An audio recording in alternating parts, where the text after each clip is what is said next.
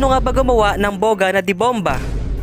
Isa ka rin ba sa napapagod na kakabukas ng takip para lang ma-sprayan ang iyong mga boga? Based on my experience, 100% accurate. Mas nakakapagod para mag-spray kaysa bumomba. Sige. Lagarin mo na. Ano-ano nga ba ang kailangan ng mga materyales at magkano ang ating mga gastos pag in-upgrade natin ang ating mga boga? Halina't ating alamin, kaya simulan na natin. Let's go! Uy! Quality pa yan! Patingin. Siguro pati nga daw ng dala mo. Sakto, gagawa pa naman ako ngayon ng video eh. Sige. Buksan, patingnan natin kung ano mga laman.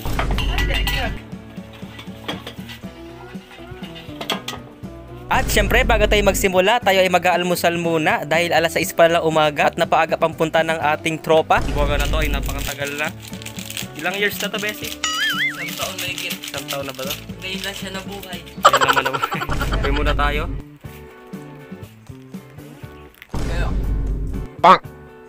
Habang nag-aalmusal sila, pinag-iisipan daw nila kunwari kung anong bibili nilang materyales. Yari. Sino yung pedal? At itong una nating bibilin sa ating mga materyales, ang tawag dito ay ball valve. Ito ang magsisilbing lock para matakpan ang pressure sa loob. Siya ang magiging sarahan ng boga bago paputukin. At ang next natin na bibilhin, ang tawag ay Blue T PVC plane. Ang magiging purpose naman nito, siya ang magiging adapter ng ball valve papunta sa balloon pump at sa magiging magazine nito. At ang sunod natin kinuha, ang tawag dito ay ang Blue Female Adapter. At syempre dahil kumuha na rin lang tayo ng female adapter, kuha na rin tayo ng blue male adapter dahil silang dalawa magsisilbing magazine ng ating boga. Kumuha na rin tayo ng masking tape. At syempre bumili na rin tayo ng packaging tape dahil ito ang always na kailangan ng mga nagboboga dahil maganda ito pang dugtong na mga lata. At sa wakas nahanap na rin natin ang inahanap natin na balloon pump. Kanina pa kami nag-iikot sa loob. Ang purpose naman nito sa ating boga, siya naglalabas ng hangin at naglalabas ng pressure sa loob. Labas na? Magkano, Bessie? Magkano lahat? Magkano lahat? 142 guys, 142. 142. Pakita mo nga yung resibo. Pakita mo yung resibo. Bale, 147. 147 pala. 147 lahat. So ito yung nabili ni Bessie.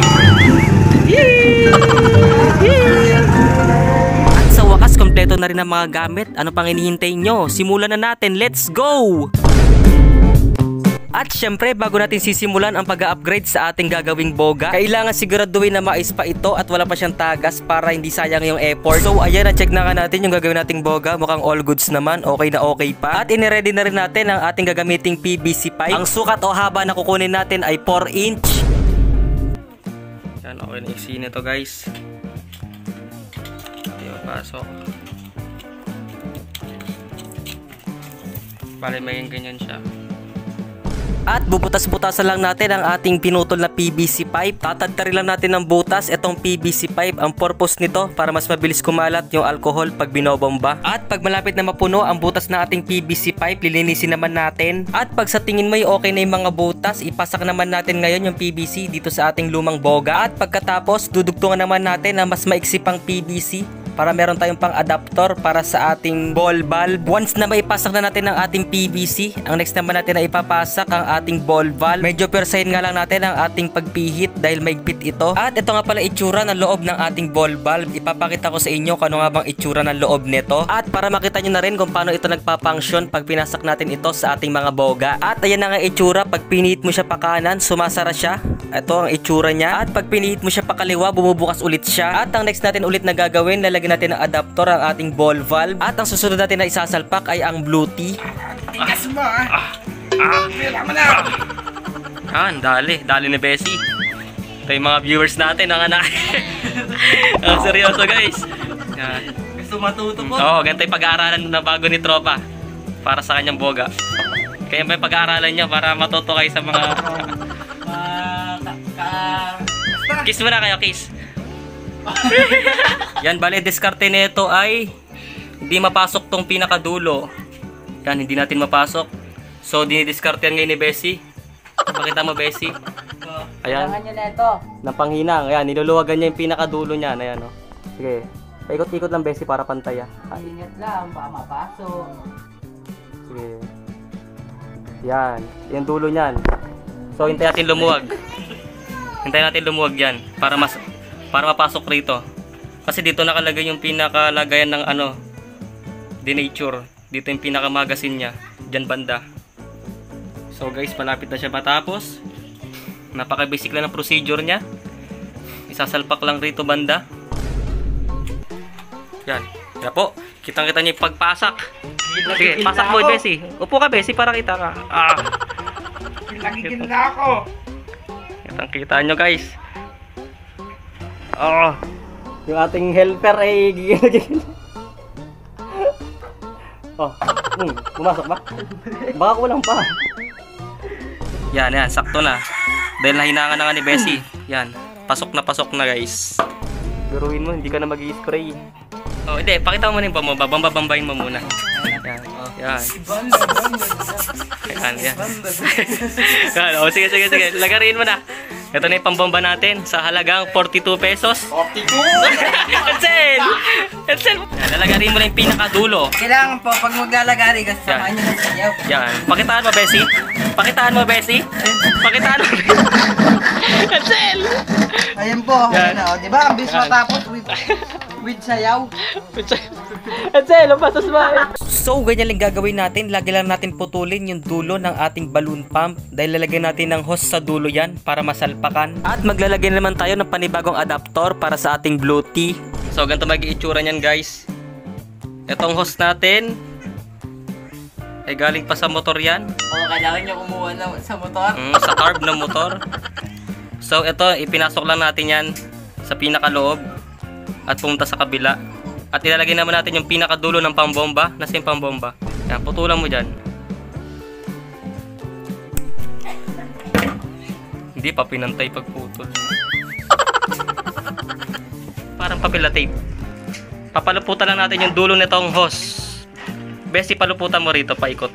Kapalan mo para tayong nasa bundok, di nagkakaintindihan. Ewan ko dito sa bata na to. Yan, sige, palupot. Yan, napaka-basic lang, guys. Sige, palupot. Yung sasakto, ha. Pinuluputan na po.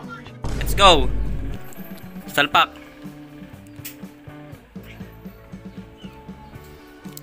Nasobrahan ba? O tama lang? Tama lang, guys. Tama lang.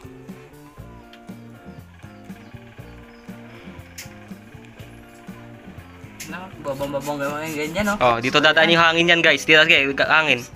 Yan, bali dyan pupunta yung hangin dyan sa pinakaibaba. Kaya may hose dyan. Tapos, dikitan natin ng shoe glue. Shoe glue. Nasaan ang shoe glue? Shoe glue. Pag Ito. ganyan magsira. Yan. Ayan. I-shoe glue natin yan. Papatakan lang. Oy, traba. Tira mo yan, traba. O, yan, o. Ganyan, guys. Yan. Oh, baka sa expired. Ano nga, traba? Wait lang, traba. Baka sa expired. Ano, traba? Ba't ganun? Hindi, wala pang butas dulo. Yung butasan mo. Ito kasi tinatago mo yung ano eh. Yan. Butasan mo lang. Ayan, o. Pagkatapos nyo gamitin, itarak nyo sa katabi nyo. Yan. Kailangan maayos Yan. to. Ganyan lang ka-basic, guys. Hintayin mo lang tumuyo yan. Buwala. Pwede nyo yan ang gamitin. Hop, sige, tapo mo pa muna pakarami.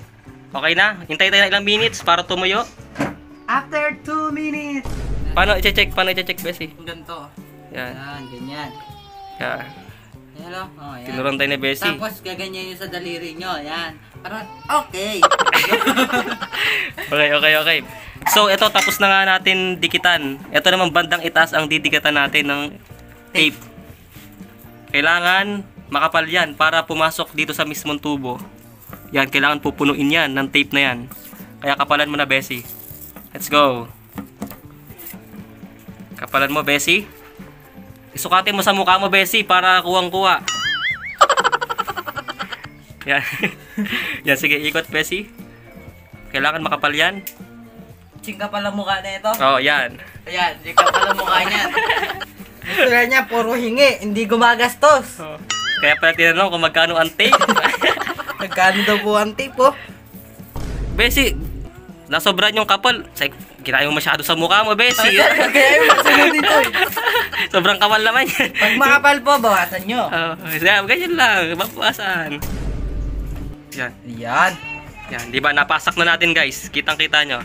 Balikan nyo. Yan. Yung tape na nilagay, bulalagyan mo lang ng shoe glue. Besi, ipantay mo sa gitna, parang tabingi.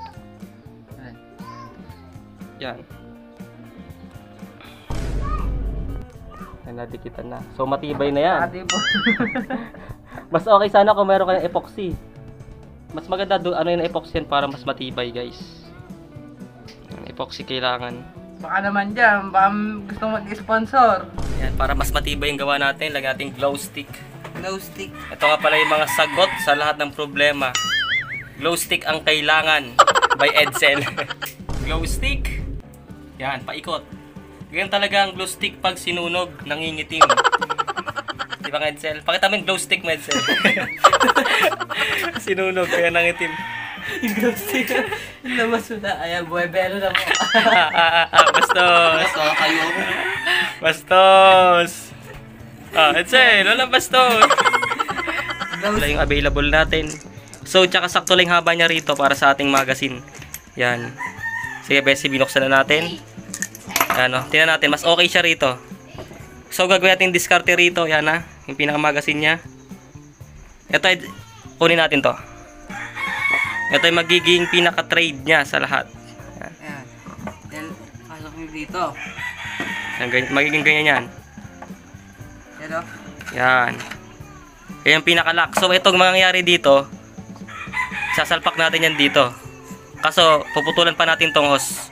Tapos ito, kung nakikita nyo ito, sasalpak natin ditong banda. Yan. So, kukuha ulit tayo ng tape.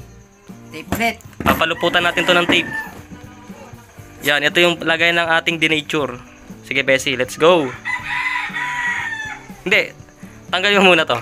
Yan, lagay mong tape dyan. Yan lang, di ba? Tapos na to. So, yan, gagana na yan. Pakita ko lang sa inyo kung paano gamitin to. Para hindi na kayo gagamit ng spray. Makapal na yan. Okay, pasak. Makapal na ba, Bessie? Patingin, yung trade, baka sa trade mo ipinasa ka? Hindi. Tama. Let's go! Let's go! Yan. Opya.